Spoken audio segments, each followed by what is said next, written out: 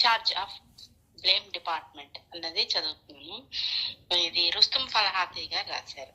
దీని ఏంటంటే, ఎలాగ రాగద్వేషాలని మనము అంటే మంచి చెడు కష్టం సుఖం లేకపోతే అవమానము లేదంటే పొగడత ఇవన్నీ మనము ఎలాగ సమానంగా సమతుల్యంగా తీసుకోవాలి అనే దాని గురించి చెప్పడం జరిగింది. అయితే రుస్తుం ఫలాతి గారు 1990 ఆ టైముల్లో మెహరాబాద్ లో ఉండే మండలందరితోని కూడా వాళ్ళు ఏం చెప్తే అది చేసేవారు. వాళ్ళు ఏ పనులు చెప్తే వాలంటరీగా వాళ్ళు చెప్పిన పని చేయడానికి, వాళ్ళ ద్వారా బాబా విషయాలు తెలుసుకోవడం కోసం అక్కడే ఉండి అక్కడే వాళ్ళు చెప్పిన పనులన్నీ చేస్తూ ఉండేవారు. అందులో భాగంగానే బాబూజీ ఏం చెప్తే అది చేస్తూ ఉండేవారు అనమాట. బాబూజీ దగ్గర ఎప్పుడు పిలిచినా వెళ్ళి బాబూజీ ఏం చెప్తే అది చేస్తూ ఉండేవారు. ఆ సమయంలో అంటే ఆ టైంలో బాబూజీతో ఉన్నప్పుడు అతను మెహరాబాద్ లో కెమికల్ ఫ్యాక్టరీ దగ్గరలో ఒకటి కట్టి దాని నుంచి బాగా కంపు అంతా వచ్చేది, వాసన అది కరెక్ట్ గా ఉండేది కాదు. అసలు అక్కడ అలాంటి స్పిరిచువల్ ప్లేసుల్లో కెమికల్ ఫ్యాక్టరీ పెట్టడమే తప్పు. గవర్నమెంట్ కి అది విరుద్ధం అన్నమాట, చట్ట విరుద్ధమైనది. అయినా కూడా వాళ్ళు కొంచెం డబ్బులు ఇచ్చేసి గవర్నమెంట్ వాళ్ళకి అక్కడ కెమికల్ ఫ్యాక్టరీ పెట్టేశారు. దాని నుంచి వచ్చే వాసన మళ్ళీ వాతావరణ కాలుష్యం అంతా రావడము, దానివల్ల ఇతను గవర్నమెంట్ దగ్గరికి వెళ్ళి లేదంటే గవర్నమెంట్ ఆఫీసుల దగ్గరికి వెళ్ళి ఇది ఇలా ఉండదు, ఇది అగైనెస్ట్ ద రూల్స్ అని రాసి ఆ ఫార్మ్స్ అన్ని ఫిల్ చేసి చాలా చాలా కష్టపడుతూ ఉండేవాడు వాటి గురించి. ఎందుకంటే ఈ కెమికల్ ఫ్యాక్టరీ వాళ్ళు గవర్నమెంట్ వాళ్ళని ఆల్రెడీ కొనేశారు, అందరి ఆఫీసులకి డబ్బులు ఇచ్చేసారు. కాబట్టి వాళ్ళెవరు పెద్ద సపోర్ట్ గా ఉండేవారు కాదు. ఏం చెప్పినా ఇది అవ్వదు, ఇలా కాదు, రేపురా ఎల్లుండ్రా ఇలాగా ఏడిపిస్తూ ఉండేవారు. బాబూజీ దగ్గరికి వచ్చి ఇలా జరిగింది అంటే, బాబూజీ నీకేమీ తెలీదు, నీకు తెలివితేటలే లేవు, ఇలా కాదు చెయ్యడము, పని అంటే ఇలా కాదు, నేను ఎట్లా చెప్పాను నువ్వు ఎలా చేసావు అని అంటూ ఉండేవారు. బాబూజీ మీకు తెలీదు, నేను ఆఫీసు వాళ్ళతో మాట్లాడుతున్నాను, ఆ గవర్నమెంట్ ఆఫీసర్లు అందరితో నేను మాట్లాడుతున్నాను రోజు. వాళ్ళు ఇవాళ రేపు ఆ ఆఫీసర్ ఊరెళ్ళాడు, రేపు సంతకం పెడతాం, ఎల్లుండిరా సెలవు అని చెప్పి తిప్పుతూనే ఉన్నారు తప్ప ఏ పని జరగడం లేదు అని చెప్తుంటే, కాదు నీకేం చేత కాదు, ఇలా కాదు అసలు పని చేసే విధానము, ప్రేమతో ఉండాలి, తెలివితేటలతో ఉండాలి అని అనేవారంట. కొన్నాళ్ళ తర్వాత అక్కడితో ఆపకుండా ఇంటికి బాబూజీని కలవడానికి లేకపోతే మెహరాబాద్కి ఎవరైనా వస్తే వాళ్ళు బాబూజీని కలుస్తారు కదా, వాళ్ళందరి దగ్గర ఈ బాబూజీ ఈ రుస్తుం ఉన్నాడే, ఇతనికి ఏమీ చేత కాదు, ఇతను ఎప్పుడు ఏ పని సవ్యంగా చేయలేడు, ఏ పని చెప్పు అది సక్సెస్ చేయలేడు, ఎప్పుడు విజయవంతం చేసుకుని రాడు, ఏదో ఒక కారణాలు చెప్తూనే ఉంటాడు. అది జరగలేదు, ఇది జరగలేదు, ఇలాంటి వాళ్ళని ఉంచుకోవడమే మనకి టైం వేస్ట్ అని అనేవాట. పోనీ రుస్తుం ఇంకేం చేస్తారు, కాదు బాబూజీ ఇలా జరిగింది అంటే, కాదు ప్రేమతో నువ్వు ఉండాలి, ఇంకా జాగ్రత్తగా ఇంకా తెలివితేటలుగా చెయ్యాలి అని చెప్తే, రుస్తుం ఏం చేశారు ఒకసారి, అదే బాబూజీ నువ్వు చెప్పింది కరెక్టే, మరి మండలి అందరూ కూడా అలాగే కదా ప్రయత్నం చేశారు, ఇతనికి ఇప్పుడు అప్పచెప్పారు కానీ ఈ సమస్య ఇంకా ముందు నుంచి ఉండేది కదా, మరి మండలి వాళ్ళందరూ కూడా ప్రేమతోని తెలివితేటలతోనే చేసి ఉంటారు కదా, మరి అప్పుడు కూడా అవ్వలేదు కదా, అందువల్ల నేను నాకు తోచిన విధానంగా నేను వెళ్తున్నాను, ఎలా వెళ్ళినా కూడా పని జరగాలి కదా, నేను ఆ విధంగా ప్రయత్నం చేస్తున్నాను అని అనేవారట. అయినా కూడా మళ్ళీ మొదలు, ఇది కాదు, ఇది తప్పు, నీకేమీ రాదు, ఏమీ చేత కాదు. అలా చిన్న వాళ్ళ దగ్గర మెహరాబాద్కి మెహరాబాద్కి వచ్చి బాబూజీతో మాట్లాడుతూ ఉంటే వాళ్ళ దగ్గర అందరి దగ్గర ఇంకా కొన్ని రోజుల తర్వాత ఇంకా ఎక్కువైపోయాయి అన్నమాట వేధింపులు. వాళ్ళ ముందు ఇగో చూసారా రుస్తుము పనికిరాని వాడు వస్తున్నాడు చూడండి అలా అన్నమాట, అలా మాట్లాడుతుండేవారంట. ఇంకా ఒకరోజు ఒక అతను వెస్టర్న్ బాబాలు ఎవరు మెహరాబాద్ వచ్చి బాబూజీతో ఏదో అతను చెప్పుకుంటున్నారు, అతని సమస్యలేవో, ఇలాగా నాకు వీసా గొప్ప కష్టమైపోయింది, ఒక ఫామ్ ఫిల్ చేయడంలో చిన్న తప్పు జరిగింది, ఇంకా అంతే, దాని మీద నాకు అసలు 6 నెలలు టైం పట్టింది, అది ఇది అలా అతని బాధలేవో అతను చెప్తే, దాంట్లో కూడా ఇతనే వెళ్ళి రుస్తుం వల్ల ఇదంతా జరిగింది. ఎందుకు అంటే ఇతన్ని గవర్నమెంట్ ఈ ఆఫీసర్‌లని కోర్టుకి తీసుకెళ్ళడానికి ప్రయత్నం చేస్తున్నారు. అందుకని ఈ ఇండియన్స్‌తో విసిగిపోయి వాళ్ళు వీసా ఇవ్వడానికి అదంతా రుస్తుం వల్లే జరిగింది. ఎటు తిప్పి ఏది జరిగినా రుస్తుమే కారణం. ఏది చెప్పండి ఆవు కథలాగా. ఇప్పుడు ఒక చిన్న పిల్లాడు ఒక ఎస్సే రాయమంటే ఆవు గురించే అతనికి తెలుసు ఆ చిన్న పిల్లడికి. కాబట్టి ఏది అడిగినా ఆవు గురించే చెప్తాడు. ఏరోప్లేన్ గురించి రాయమ్మా అంటే ఏరోప్లేన్ పైకి ఎగురును. పైనుంచి మనం కిందకి చూస్తే ఆవు కనబడును, మళ్ళీ మొదలు. ఆవు ఉండును, ఆవు పేడ వేయును, తెల్లగా ఉండును, పాలేయొచ్చును. ఇది ఇలా చెప్తుంటాడు. ఇంకా ఏది ఎటు తిరిగినా రుస్తుమే దానికి కారణం. ఇంకా కొన్నాళ్ళ తర్వాత పాపం విసుగేసిందంట. చాలా బాధపడేవాడంట మొదట్లో. ఏంటి ఇంతలాగా ఏడిపిస్తున్నాడు, ఇదేదో డబ్బులకి చేస్తున్న పని కూడా కాదు, నా ముఖ్యమైన ఉద్యోగాన్ని నేను వదులుకొని బాబా గురించి ఇక్కడికి వచ్చాను, ఇదంతా ఏంటి అని మొదట్లో కొంత బాధపడుతూ ఉండేవారంట. కానీ రాను రాను అతనిలో ఒక సమతుల్యం ఏర్పడిందంట. సమతుల్యం ఏర్పడి బావుజీ ఎక్కడి నుంచి ఎక్కడికైనా రిలేట్ చేసి రుస్తుం తిట్టగలరు కదా. అందువల్ల ఇప్పుడు ఇతను ఏ విధంగా నన్ను తిడతాడో చూద్దాం అన్నట్టుగా ఒక కామెడీ చేసుకున్నాడు బ్రెయిన్ లో అన్నమాట. ఇప్పుడు చూద్దాం ఈ సమస్య, ఇప్పుడు ఏదో సమస్య, ఆడవాళ్ళు చెప్పుకుండే సమస్యలు, చిన్నపిల్లలు చెప్పే సమస్యలు ఏవో ఒకటి ఉంటాయి. వాటిల్లో రుస్తుం ఎలా తేగలరు, నేను ఎక్కడ తప్పు చేసి ఉంటాను, నేను చేసిన తప్పుల వల్ల వీళ్ళకి ఎఫెక్ట్ ఎలా అయి ఉంటుంది అన్నట్టుగా ఎదురు చూస్తూ ఉండేవారనమాట. అలా అలా అలా అలా కొంతకాలం తర్వాత అదే అతనికి అంటే అతని తిట్లు ఇతన్నేమంత పెద్దగా ఎఫెక్ట్ చేసేవి కాదంట. ఇంకా వీళ్ళు అనేవారంట, మండలి సభ్యులు ఎలా ఉంది, ఎలా నడుస్తున్నది నీ ప్రయత్నాలు ఎలా నడుస్తున్నాయి అలా మిగతా వాళ్ళు అడిగి కనుక్కుంటూ ఉంటే ఇంకేం చేస్తాం, తప్పదు కదా, అలవాటు అయిపోయింది అలా అనమాట.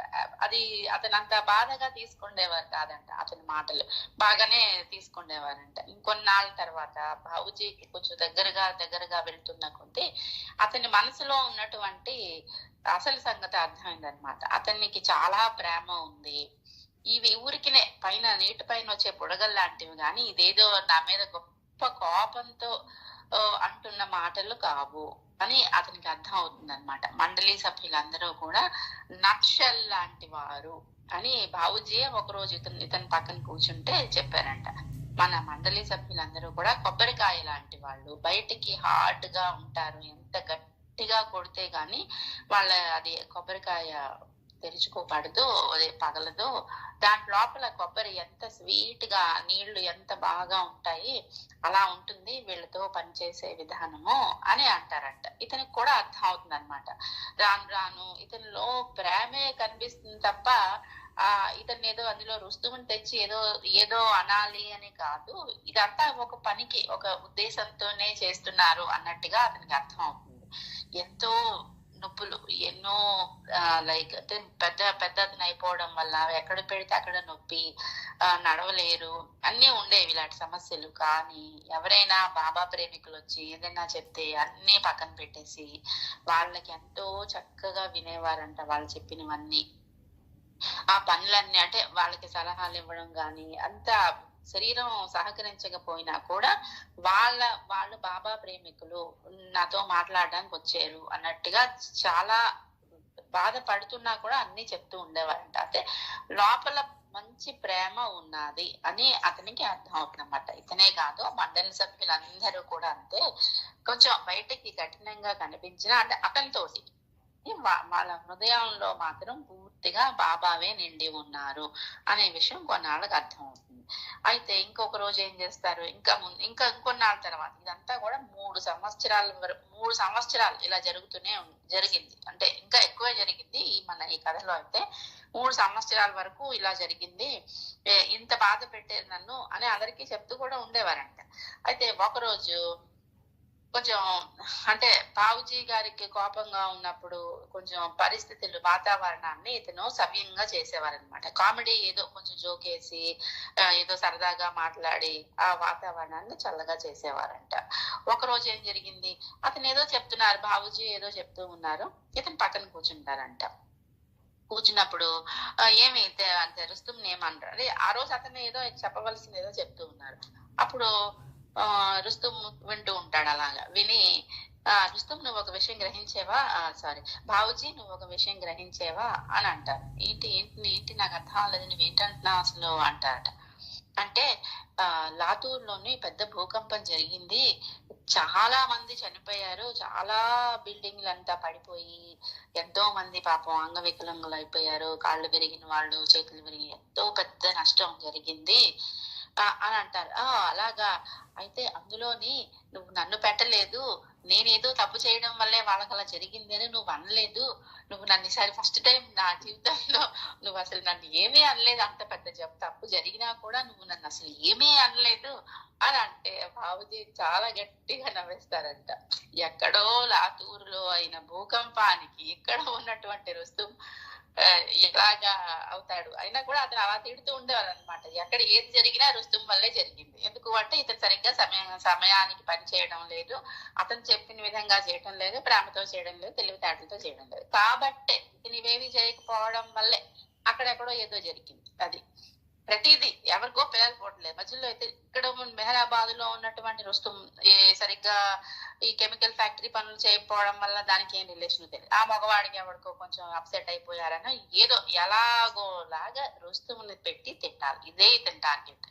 అలాంటిది ఎంత పెద్ద భూకంపం జరిగినా అసలు ఇందులో నా తప్పు గాని పొరపాటు గాని ఏమీ లేదు, ఇది ఎలా అయ్యింది, నువ్వు నన్ను ఎలా మర్చిపోయావు అసలు అని అడుగుతారంట. అప్పుడు అసలు బాబుజీ గట్టిగా నవ్వి, చూడు ఇదంతా కూడా నీ మంచికే చేస్తున్నాను, చూడు పూర్వం ఎలా తీసుకునేవాడివి నువ్వు కోపంగా, ఏమన్నా అంటే ఒక పిల్లల్ని మనం ఏదన్నా అంటే కాదు నేనే రైటు అని చెప్పడానికి వాళ్ళు ఎంత ప్రయత్నం చేస్తుంటారు, ఒక్కొక్కసారి కాదు నువ్వు తప్పు నేనే రైటు అని ఏడవడం కూడా మొదలు పెడతారు కొన్నిసార్లు పిల్లలు.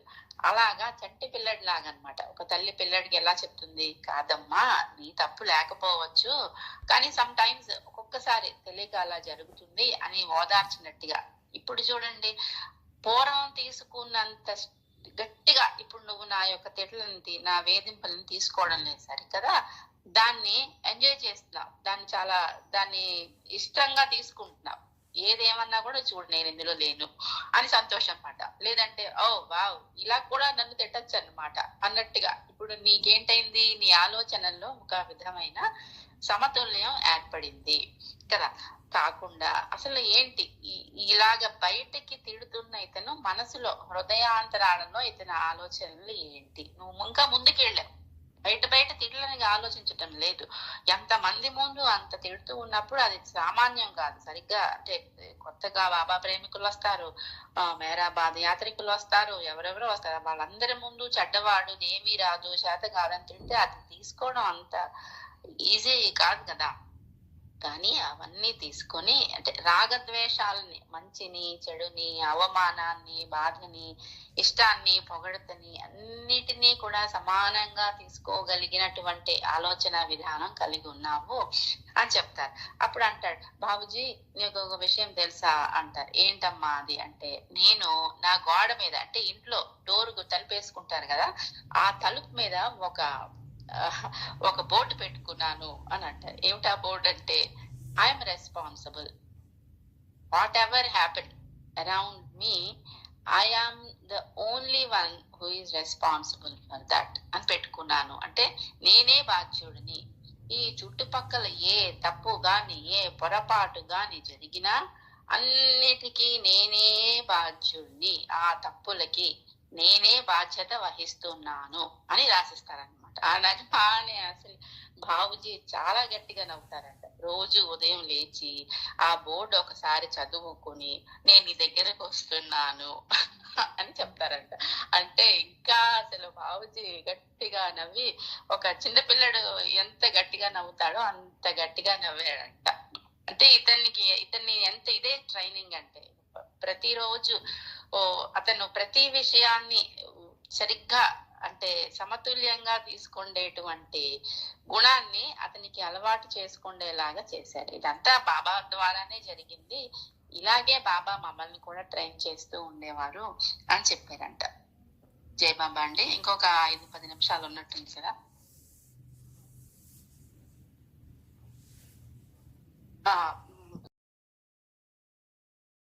98లో బాబా ముంబైలో ఉన్నారనమాట. సారీ, 1959లో బాబా ముంబైలో ఉన్నారు. అప్పుడు ఇద్దరు ఇప్పుడు ఏదైనా జరిగితే బాబాని మా మా స్కూళ్ళకి రండి, మా ఇళ్ళకి రండి అని బాబాని పిలుస్తూ ఉండేవారు కదా. అదే విధంగా వాళ్ళు ఇద్దరు స్కూల్ వాళ్ళు పిలుస్తారనమాట, స్కూల్ ప్రిన్సిపల్స్. ఒకళ్ళ పేరు చెప్తాను. అది బొంబాయిలో Catholic Saint Joseph's high school principal అయినటువంటి ఫాదర్, అండ్ అతను కూడా ప్రీస్ట్, అతని పేరు ఏగో. అతను బాబాని పిలుస్తారనమాట, మా స్కూల్కి రండి అని. ఎలా పిలుస్తారంటే, ఆ స్కూల్లోనే ఆలు కంబాట అని ఒక స్త్రీ, ఒక ఆడావిడ పనిచేస్తూ ఉంటుంది. ఆవిడ ద్వారా మెహర్ బాబా గురించి తెలుసుకుని మెహర్ బాబాని అతని స్కూల్కి ఆహ్వానిస్తారు రమ్మని. అదే రోజు ఈ స్కూల్ తర్వాత ఒక బ్లైండ్ స్కూల్, అది కూడా ముంబైలోనే వాడాలాలో ఉంటుంది, అక్కడ కూడా పిలుస్తారు. సో ఈ రెండు స్కూళ్ళు మార్చి 13వ తారీఖు 1959లో ఈ రెండు స్కూళ్ళు దర్శించాలి అని బాబా పెట్టుకుంటారనమాట. ఈ స్కూల్కి వెళ్ళగానే ఇక ఇలా వెళ్తుండగానే ఆ principal, father, church father plus school principal, అతను ఒక్కసారి ఒక విధమైనటువంటి సర్ప్రైజ్, ఆశ్చర్యంతో, అంటే బాబా యొక్క తేజస్సో మరేంటో ఒక షాక్ లా ఉంటాడనమాట. ఏమీ మాట్లాడలేకపోతాడు. ఆ స్కూల్లో 1400 మంది పిల్లలు ఉంటారు. అప్పుడు ఈ ఆలు కంబాట వచ్చి ఈరిచ్ గారి దగ్గరికి వెళ్ళి, మీరు కొంచెం బాబాని పిల్లలకి పరిచయం చేయండి అని చెప్తారట. అప్పుడు ఈరిచ్ గారు పిల్లలకి ఎలా పరిచయం చేశారు అనేది చెప్తున్నాను. మెహర్ బాబా అన్న పదానికి దయగల తండ్రి అని అర్థం ఉంది. అయితే ఆయన అంతకు మించిన వాడు, అందరిలోనూ అన్ని స్థాయిలలోనూ ఆయన సమానంగా ఉంటారు. అందువల్ల మెహర్ బాబాని మీరు మీ స్నేహితునిగా గాని, సోదరునిగా గాని, తల్లిగా, తండ్రిగా, లేకపోతే మీ భగవంతుడిగా ఎలాగ మీరు తీసుకున్నా సరే ఆయన స్వీకరించబడతాడు అని చెప్తారు. ఇప్పుడు చిన్న వయసులో మా స్కూళ్ళల్లో కూడా ఇది ఈరిచ్చి మాటలే అని నేను అనుకుంటున్నాను, లేదంటే బాబా చెప్పమని చెప్పారు. చిన్న వయసులో ఉన్నప్పుడు మా స్కూళ్ళకు కూడా గొప్ప గొప్ప వ్యక్తులు వస్తూ ఉండేవారు. వాళ్ళు ఏంటి చెప్తారు, ఎలా ఉంటారు, ఎలా మాట్లాడతారు అనేది ఆ ఉత్సుకత మాలో కూడా ఉండేది. కాకపోతే మెహర్ బాబా మౌనంగా ఉంటారు, ఇతను ఏమీ మాట్లాడరు, ఇతను బోధించడానికి రాలేదు, కేవలం మేల్కొల్పడానికి వచ్చారు అని చెప్పారంట. ఇంకా ఈయన మీ అందరినీ, అంటే భగవంతుడు మానవ రూపంలో ఉన్నటువంటి భగవంతుడు తన ప్రేమని మీ అందరికీ అందించడానికి వచ్చారు. ఇతన్ని మీరు షేక్ హ్యాండ్, కరచాలనం ఇవ్వడానికి కాదు, మీకు ఆలింగనం ఇస్తారు అని చెప్తారంట. ఈ 1400 మందికి బాబా ఆలింగనం ఇస్తారు. అయితే వాళ్ళంతా లైన్ గా క్యూ కట్టి ప్రతి పిల్లలు కూడా బాబా దగ్గరకు వచ్చి ఆలింగనం చేసుకుంటూ ఉంటారు. ఒక వ్యక్తి, ఒక్క అబ్బాయి దగ్గర బాబా ఆపి, నీ పేరేంటి అని అంటారంట. ఆ అబ్బాయి పేరు క్రీస్తు. నా పేరు క్రీస్తు అని చెప్తారంట. హెసు అని కూడా అంటారు. అయితే ఇప్పుడు ఇవాళ మీరందరూ బాబా ఆలింగనం చేసుకోబోతున్నారు. ఈ క్షణం మీకు ఎంత మధురమైందో తెలీదు, మీరు ఇంకా చిన్నపిల్లలు గాని. ఇవాళ బాబా మీలో ప్రేమ బీజాలు నాటుతారు. అవి చిగురించి పెద్దవి అయ్యి ఇంకా మీ హృదయాంతరాలలో ఆ ప్రేమ బీజం మహావృక్షంగా మారి మీరు పెద్దయిన తర్వాత అన్ని ఆ దివ్య గుబాళింపు అని ఇక్కడ అదే రాసింది, ఆ దివ్య గుబాళింపు వస్తూ ఉంటుంది. మీరు మంచి పనులు చేసే విధంగా, మంచి మార్గంలో నడిచే విధంగా మీకు చాలా సహాయం పడుతుంది అని చెప్తారంట. అయితే ఈ పిల్లలందరూ కూడా బాబా దర్శనం చేసుకొని బాగుంటారు. మళ్ళీ వాళ్ళ బ్యాక్ వెళ్ళిపోతారు. కొన్ని రోజుల తర్వాత ఆ చర్చ్ ఫాదర్ మీద ఒక దొంగతనం కేసు పడుతుంది. దొంగతనం కేసు పడి కానీ తర్వాత అతను మంచితనే, నిర్దోషి అని ప్రూవ్ అవుతారనమాట. అప్పుడు అంటాట ఆ చర్చ్ ఫాదర్, బాబా అప్పుడు చెప్తారులేండి, మీ ప్రిన్సిపాల్ కి మీ అందరికీ నా ప్రేమాశిస్సులు అని చెప్తారు. బాబా చెప్పేటప్పుడు కొంచెం మాట్లాడకపోయినా జెస్చర్స్ ద్వారా చెప్పినప్పుడు ఈ స్కూల్ ప్రిన్సిపల్ కి ఈ పిల్లలందరికీ నా ప్రేమాశీస్సులు అని చెప్పారు కాబట్టి మనందరము ఆశీర్వదించబడ్డాము మెహర్ బాబా ద్వారా, కాబట్టి నాకు ఈ దొంగతనం అనే దాని నుంచి బయటపడగలిగాను అని చెప్పారంట. దీని తర్వాత బాబా షెడ్యూల్ చేసుకున్నది బ్లైండ్ స్కూల్. అది వచ్చి వాడాలాలో ముంబైలో ఉంటుంది. అక్కడికి వెళ్ళినప్పుడు బాబా ఆ స్కూలు అంతా కూడా పాపం వాళ్ళందరూ గుడ్డి వాళ్ళు అవడం వల్ల బాబాని చూడలేకపోతారు, కానీ బాబా యొక్క ప్రేమనైతే అనుభవించగలుగుతారు. అప్పుడు బాబా రాగానే పిల్లలు అందరూ నమస్కారం, బాబా మెహర్ బాబా వచ్చారు అని చెప్పగానే వాళ్ళందరూ నమస్కారం పెడతారు. అందులోనే ఒక గుడ్ అబ్బాయి స్టేజ్ మీద గట్టిగా బాబా బాబా సంగతి ఏంటి అని మాట్లాడుతూ ఉంటారు అనమాట. అబ్బాయి చాలా ఇదిగా అవతార్ మెహర్ బాబాకి జై అని ఇంకొంచెం బాబా గురించి చెప్తారు. ప్రతి ఒక్క గుడ్డి పిల్లడు బాబాకి ఒక గులాబీ పువ్వు ఇస్తారు. గులాబీ పువ్వు ఇచ్చినప్పుడు బాబా ఆలింగనం చేసుకుంటారని అనుకుంటున్నాను. బాబా ఆలింగనం తీసుకున్న తర్వాత వాళ్ళందరూ ఏడుపు అనమాట. ప్రతి పిల్ల బాగా అసలు ఎంత ఏడుస్తుందో. ఒక విద్యార్థి చిన్న చిన్న పిల్లలు కూడా వాళ్ళు కళ్ళు బాబాని వాళ్ళ సొంత కళ్ళతో చూడలేకపోయినప్పటికీ హృదయ నేత్రం, అంతర్గత నేత్రం ద్వారా బాబా యొక్క ప్రేమని అనుభవించగలుగుతారు. కాబట్టి వాళ్ళ ముఖంలో ఏడుపు తర్వాత తేజస్ అన్నమాట, సంతోషం, ఆనందం విపరీతంగా కనిపిస్తుంది. అప్పుడు అందరికీ అనిపించిందంట వీళ్ళు చర్మచక్షువులతో బాబాని చూడలేకపోయారు, కానీ వీళ్ళు బాబా యొక్క ప్రేమని తీసుకోగలిగారు అనే విషయాన్ని అయితే అర్థం అవుతుంది. అయితే వీళ్ళు అందరిలో కూడా ఒక అబ్బాయి లేచి, బాబా మేమేం తప్పు చేశాము, మేమెందుకు మమ్మల్ని కళ్ళు గుడ్డి అయిన వాళ్ళగా చేశావు, ఈ ప్రపంచాన్ని మాకెందుకు నువ్వు చూపించడం లేదు, మేము చేసిన దురదృష్టం ఏంటి అని అడుగుతారంట. అప్పుడు బాబా చెప్పిన విషయం అన్నమాట. బాబా ఏం చెప్తాడంటే, ఈ ప్రపంచంలో బాధలని దుర్మార్గాలను మీరు చూడలేరు, కాబట్టి మీరు ఒక రకంగా అదృష్టవంతులే. అసలు అందరూ అందులే చూడగలరు అని వారు అనుకుంటున్నారు, కానీ నిజానికి గుడ్డివారు వారే. ఎందుకంటే సత్యం కాని దాన్ని వాళ్ళు చూస్తున్నారు. మీరు కూడా సత్యాన్ని చూడలేరు కదా. అలా సత్యం కాని దాన్ని చూడాలి అనే కోరిక మిమ్మల్ని బంధనాలకి గురి చేస్తుంది. అందువల్ల భౌతిక దృష్టిని ఇవ్వమని అడగకండి, నిజమైన దృష్టిని ప్రసాదించమని నన్ను అడగండి. ఆ దృష్టి చూడదగ్గ దాన్ని చూపిస్తూ ఉంటుంది, అదే సత్యము.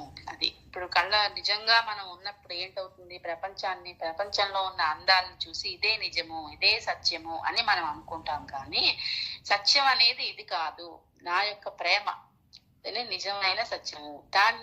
ఈ కళ్ళు ఉన్న వాళ్ళు కళ్ళు లేని దాన్నే నిజం అనుకుని నిజమైన సత్యాన్ని మర్చిపోతున్నారు. కానీ మీ విషయంలో అది లేదు, కాబట్టి ఒక రకంగా మీరు అదృష్టవంతులే అని బాబా చెప్పారు.